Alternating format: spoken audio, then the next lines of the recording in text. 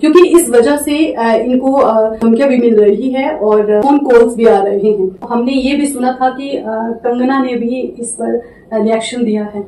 जी बिल्कुल, I am really thankful to Kangana. क्या आपने एसपी चंबा से बात की है इस बारे में?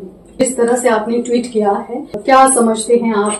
बनीखेत पंजाब और जम्मू के साथ की लगती बाउंड्री है, तो क्या लगता है आपको भविष्य में इस तरह के कुछ केसेस आ सकते हैं या फिर आपके अलावा किसी और को इस तरह की धमकियां आ सकती है? इस मसले पर प्रशासन ने एक्शन लिया, तो हमने सोचा देखिए चंबा का मामला है तो क्यों ना आपके पास जाया जाए। तो बस इसी बात को लेकर आज हम आपके पास आए हैं और भविष्य में वैसे इस तरह से होना नहीं चाहिए, किसी के साथ धमकियां तो नहीं आनी चाहिए। बिल्कुल। स्वागत है आपका द हिमाचल न्यूज में और मैं हूं आंचल मुंगिया।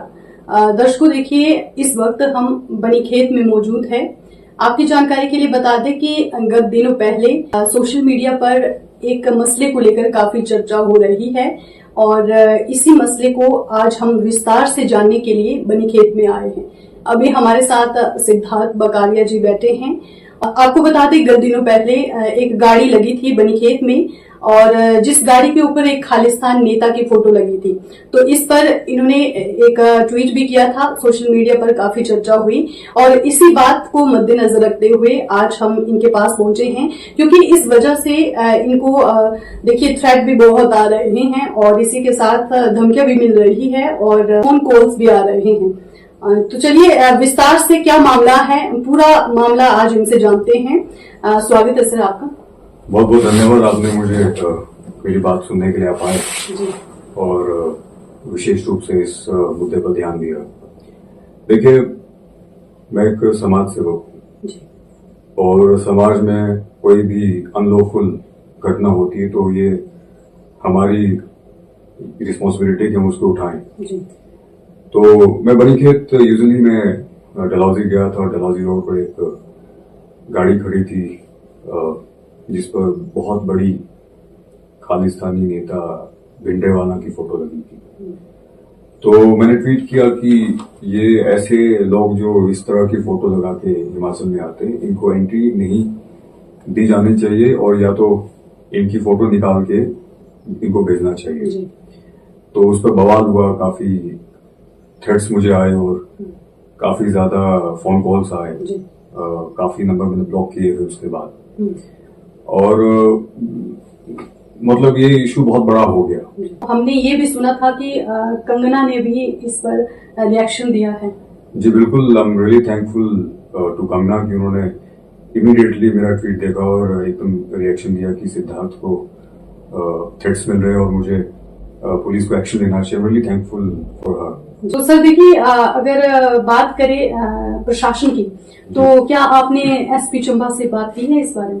जी बिल्कुल, एसपी चंबा का बकायदा मुझे कॉल आया था और मैंने उनको विस्तार पूर्वक बता दिया है और एक फॉर्मल कंप्लेंट भी मैंने उनको ईमेल की है और उन्होंने वही उसके बाद कांस्टेबल भी यहाँ कुछ आए थे, पुलिस ऑफिसर आए थे, पूरा दिन रहे थे। तो उनके संज्ञान में सारी बात है ये। जी। तो क्या लगता है आपको, जिस तरह से आपने ट्वीट किया है, और क्या समझते हैं आप, क्या होना चाहिए क्या नहीं होना चाहिए? देखिए, हमारी मांग ये है कि हमारे जिला में कोई भी अनलॉफुल एक्टिविटी नहीं होनी चाहिए। अब किसी ऐसे नेता, कंट्रोवर्शियल नेता की फोटो लगा के कोई हिमाचल पहुंच जाए, आप जानती हैं उस कंट्रोवर्सी के बारे में, तो वो अच्छी बात नहीं है। वो अनलॉफुल एक्टिविटीज के अंडर आता है। एक एक्ट है UAPA, उसके अंडर आता है। आप खुलेआम किसी ऐसे आतंकवादी की फोटो लगा के नहीं चल सकते। तो उतनी सी बात मैंने उठाई थी। अच्छा सर देखिए, जहां तक हम आपके बारे में जानते हैं तो आप एक समाज सेवी हैं, लेकिन इसी के साथ अगर आपके बारे में हम विस्तार से जानना चाहें तो हमें भी बताएं और दर्शकों को भी बताएं। देखिए, मैं समाज सेवक हूँ, एक फाउंडेशन का प्रेसिडेंट हूँ। हम पूरे हिमाचल में काम कर रहे हैं एनवायरमेंट के लिए, सस्टेनेबल टूरिज्म के लिए, और इसके साथ मेरा बिजनेस भी है। हम वेकेशन रेंटल्स प्रोवाइड करते हैं ऑल ओवर इंडिया। तो यही है मेरे बारे में, कोई ज्यादा बड़ा व्यक्ति नहीं हूँ मैं। जी, लेकिन हमने आपके बारे में देखिए जहाँ तक जाना है, तो अभी अगर बात करें कोविड की, तो कोविड में भी आपने काफी अच्छा काम किया है, समाज सेवा की है। तो क्या भावना ली उस टाइम की अगर बात करें, तो क्या आपके मन में चल रहा था? देखिए, जब भी समाज पर विपत्ति आती है तो ये हमारा पहला कर्तव्य है कि हम उसके लिए खड़े हों, हम उसके लिए काम करें। तो कोविड के समय में आपको पता, बहुत लोगों ने जान गंवाई, बहुत लोग बीमार हुए, उससे बच के निकले। हमारे बहुत ही करीबी लोग चले गए कोविड के समय में। तो उस समय मुझे लगा कि डेफिनेटली हमें आगे बढ़ना चाहिए। हमारी फाउंडेशन ने पूरे जिला में काम किया, बहुत सारे लोग हमने घर पहुंचाए, राशन बांटा, मेडिकल इक्विपमेंट्स दिए। वो हमारी ड्यूटी थी, हमारा कर्तव्य था। आगे भी कोई ऐसी स्थिति समाज में बनती है तो definitely we will go forward for it. जी। अच्छा सर, अगर बात करें देखिए बनीखेत की, तो बनीखेत पंजाब और जम्मू के साथ की लगती बाउंड्री है। तो क्या लगता है आपको, भविष्य में इस तरह के कुछ केसेस आ सकते हैं, या फिर आपके अलावा किसी और को इस तरह की धमकियां आ सकती है? देखिए, मैं बहुत क्लियरली बोलता हूँ कि कोई भी व्यक्ति भारत के टुकड़े करने की बात करेगा, देश के टुकड़े करने की बात करेगा, मैं ही नहीं, कोई भी व्यक्ति, उसके कोई भी देशभक्त व्यक्ति उन लोगों के खिलाफ खड़ा होगा। डेफिनेटली अगर ऐसे लोग जो भारत को अलग करने की मांग करते हैं, अगर वैसे लोग, उस विचारधारा के लोग हमारे हिमाचल में आ रहे, तो डेफिनेटली पुलिस को, प्रशासन को मुस्तैदी बरतनी चाहिए। ये यहाँ की लॉ एंड ऑर्डर का मामला भी, यहाँ की आम जनता की सेफ्टी का इशू भी है। तो मैं ये कहूंगा इसमें। तो कुल मिलाकर ये कह सकते हैं कि आपके इस मसले पर प्रशासन ने एक्शन लिया? देखिए, जहां तक की बात है, मेरे साथ जो घटना घटी है, डेफिनेटली उन्होंने संज्ञान लिया है। अब इसके बाद वो क्या करते हैं उनके ऊपर निर्भर करता है जी।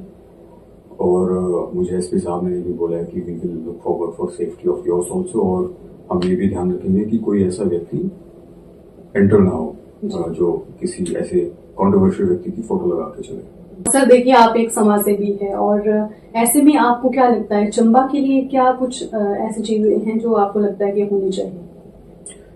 देखिए, चंबा का बहुत बड़ा इतिहास रहा है। चंबा में भारत में दूसरी बार बिजली आई है। मुंबई में बिजली नहीं थी, दिल्ली में भी नहीं थी, कोलकाता के बाद चंबा में आई। तो सोचिए, इतना बड़ा काम हमने किया है, तो हमारे राजा का विजन कितना बड़ा होगा। तो उस धरोहर को हमें आगे बढ़ाने के लिए, हमें चंबा के लिए इन रियलिटी चंबा की मूलभूत सुविधाओं पर काम करने की आवश्यकता है। देखिए, बहुत शर्म की बात है कि चंबा के कॉलेज में कोई भी मरीज आता है, कोई सीरियस केस आता है, उसको इमीडिएटली टांडा के लिए रेफर कर दिया जाता है, या तो चंडीगढ़ के लिए रेफर कर दिया जाता है। इन बिटवीन कुछ पेशेंट्स की मौत भी हो जाती है। तो स्वास्थ्य सुविधाओं के लिए काम करने की बहुत आवश्यकता है। और सड़कें हमारी अच्छी होनी चाहिए, तभी टूरिज्म आगे बढ़ेगा। आप जानते हैं कि डलहौजी प्रिंसिपल लोकेशन टूरिज्म के, काफी लोगों को रोजगार मिलता है। हमारी सड़कें अच्छी होंगी तो डेफिनेटली वो हम टूरिज्म में अच्छा परफॉर्म करेंगे। और सबसे बड़ी बात है कि 17,000 करोड़ की हम बिजली पैदा करते हैं जिला चंबा में होंगी। 17,000 करोड़ हमें मिलता क्या उसमें? तो हमारे क्षेत्र को जो 17,000 करोड़ की बिजली पैदा करते हैं साल की, उसका कुछ ना कुछ रॉयल्टी का हिस्सा हमारे पिछड़े जिला को मिलना चाहिए, विच इज वेरी इंपॉर्टेंट। आज हमें एजुकेशन के लिए बाहर जाना पड़ता है, एम्प्लॉयमेंट के लिए बाहर जाना पड़ता है। बहुत बड़ी बात होगी अगर हम इन दिशाओं की तरफ कदम उठाएंगे। भविष्य में भी आप इसी तरह कार्य करते रहेंगे, समाज सेवा ही करेंगे? डेफिनेटली समाज सेवा हमारा कर्तव्य है, करेंगे। बहुत बहुत धन्यवाद, आपसे बात करके अच्छा लगा। मुझे बहुत अच्छा लगा कि आपने जो हमारा बहुत ही सीरियस मैटर था उसमें आपने हमसे बात की, आपने जानने की कोशिश की। बिल्कुल सर, और हमने देखा था अदर मीडिया प्लेटफॉर्म पर भी ये चर्चाएं हो रही थी, तो हमने सोचा देखिए चंबा का मामला है तो क्यों ना आपके पास जाया जाए। तो बस इसी बात को लेकर आज हम आपके पास आए हैं, और भविष्य में वैसे इस तरह से होना नहीं चाहिए, किसी के साथ धमकियां तो नहीं आनी चाहिए। बिल्कुल। और ये हम हिमाचल के वासी हैं, चंबा के वासी हैं, और देश हित में अगर देखा जाए तो कोई भी हमारे देश के टुकड़े करने की बात करेगा, अलग देश बनाने की बात करेगा, उनके खिलाफ हमें खड़ा होना चाहिए अपनी क्षमता के आधार पर। मैं किसी भी धर्म के खिलाफ नहीं हूँ, मैं किसी स्टेट के खिलाफ नहीं हूँ, मैं सिर्फ उन लोगों के खिलाफ हूँ जो देश को तोड़ने की बात करते हैं। धन्यवाद।